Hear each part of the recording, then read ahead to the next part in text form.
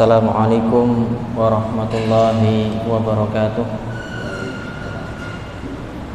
Alhamdulillahirabbil alamin, wassalatu wassalamu ala asyrafil anbiya'i wal mursalin sayyidina wa maulana Muhammadin wa ala alihi wa ashabihi ajma'in. Amma ba'du.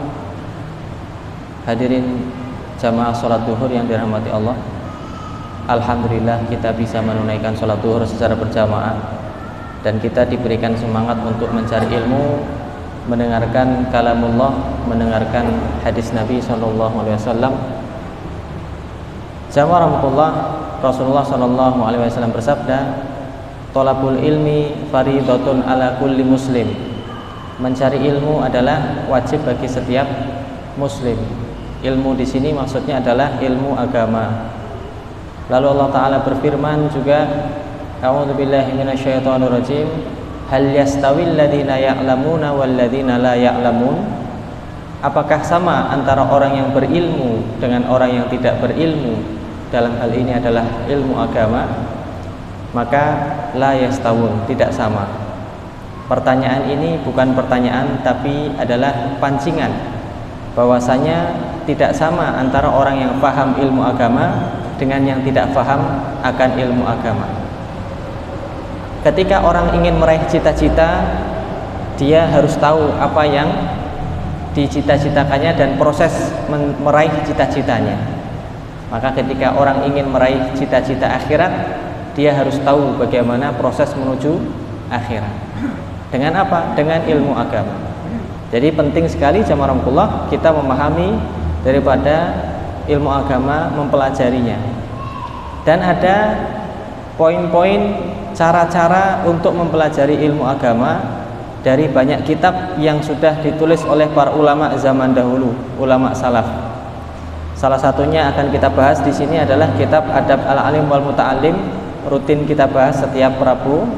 Dan sekarang kita sampai pada poin nomor ke-31. Bagi seseorang yang ingin mempelajari ilmu agama lebih dalam, maka beliau Imam An-Nawawi selaku penulis kitab ini menyampaikan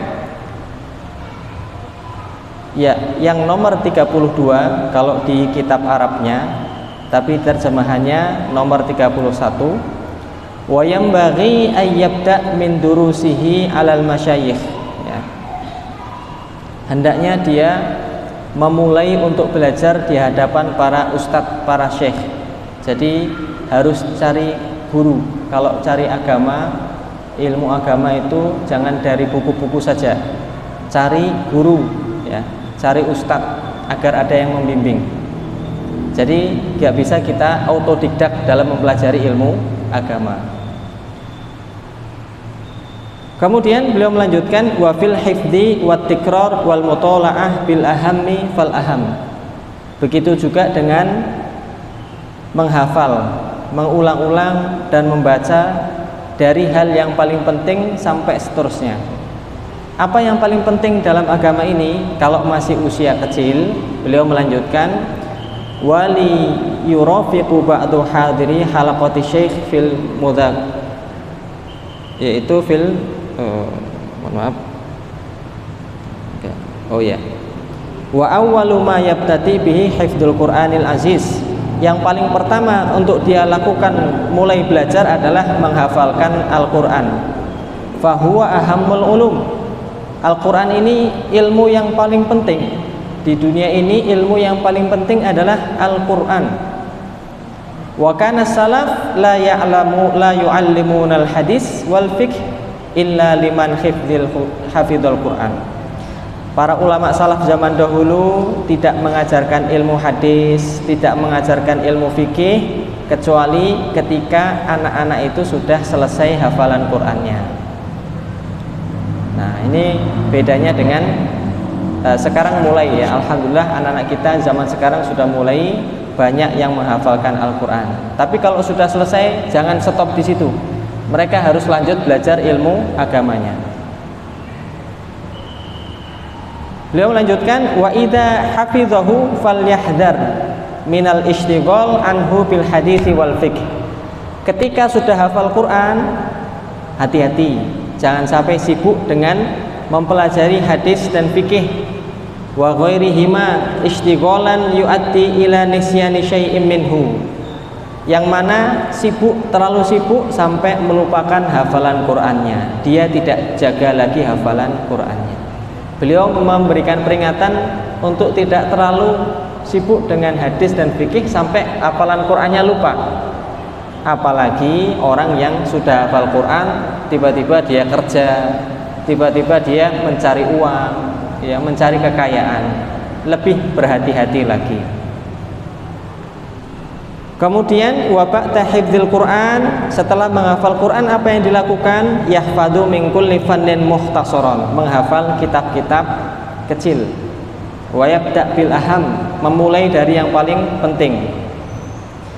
Wa min ahammiha al-fiqh, yang paling penting beliau menasihatkan adalah fikih, wan nahwu dan nahwu, summal hadis, kemudian hadis, wal usul dan usul fikih, usul-usul tafsir, summal baqi ala ma tayassaru, lalu yang paling mudah.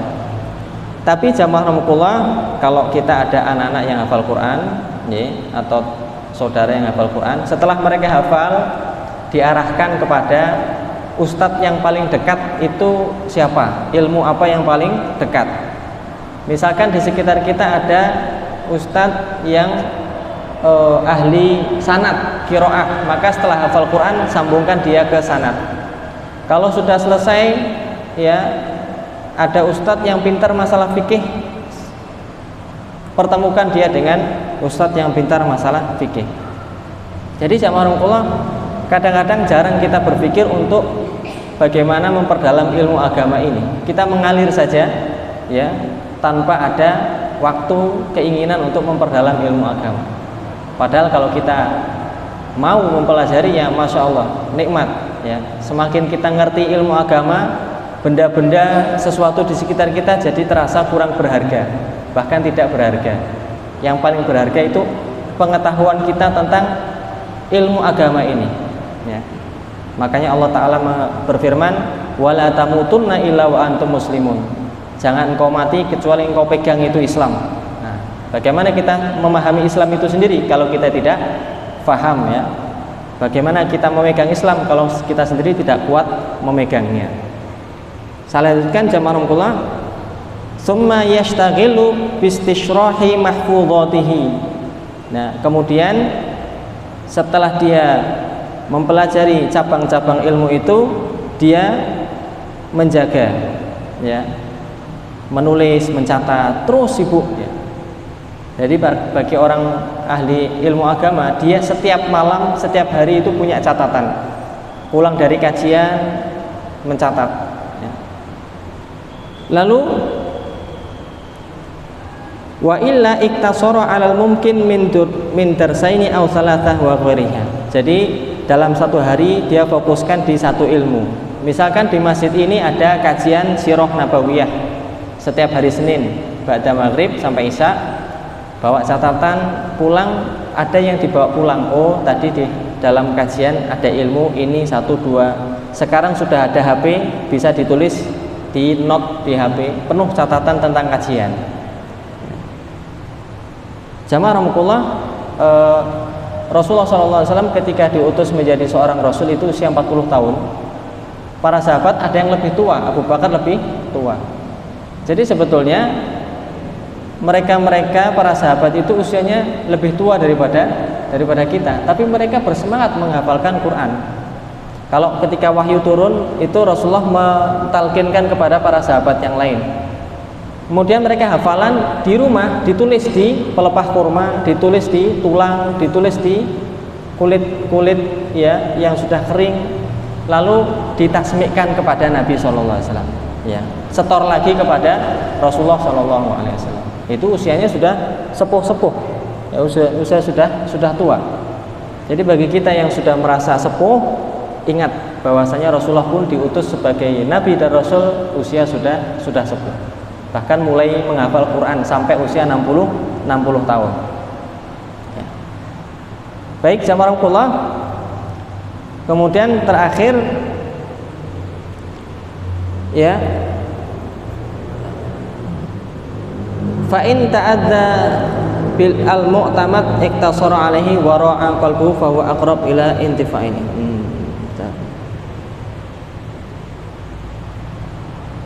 Nah, ini penting, yaitu ketika belajar pada satu guru jangan pindah ke guru yang lain kecuali dengan izin sang guru.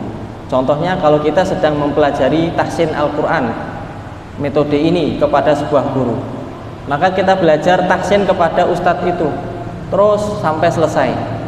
Jangan pindah kecuali izin. Ustadz, saya minta izin, boleh nggak saya nambah tahsin kepada ustadz fulan di masjid ini? Oh silahkan. Oh jangan. Kadang-kadang kita sebagian besar semangat ya, karena saya melihat ada yang semangat belajar tahsin di sini, belajar tahsin di sana, belajar tahsin. Kemudian tiap ustadz punya standar yang berbeda. Jadi dia bingung sendiri.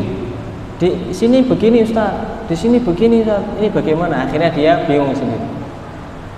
Memang wajar karena tahsin sendiri standarnya banyak ya, banyak perbedaan, banyak khilaf.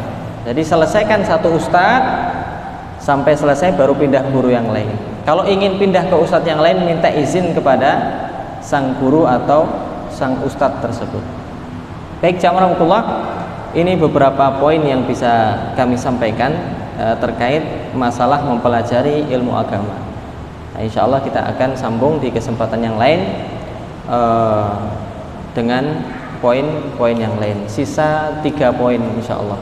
Moga-moga Allah memberikan kita kekuatan untuk terus mempelajari ilmu ini, ilmu agama ini, dan kita semuanya menjadi seorang faqih fiddin, sebagaimana doa Nabi, Allahumma faqihu fiddin. Ketika Allah cinta seseorang, maka orang itu akan paham dengan agamanya. Tanda Allah cinta kepada seseorang, orang itu paham dengan agamanya, agama Islam itu sendiri. Barakallahu fikum, subhanakallahumma wa bihamdika, asyhadu an la ilaha illa anta, astaghfiruka wa atubu ilaik. Assalamualaikum warahmatullahi wabarakatuh.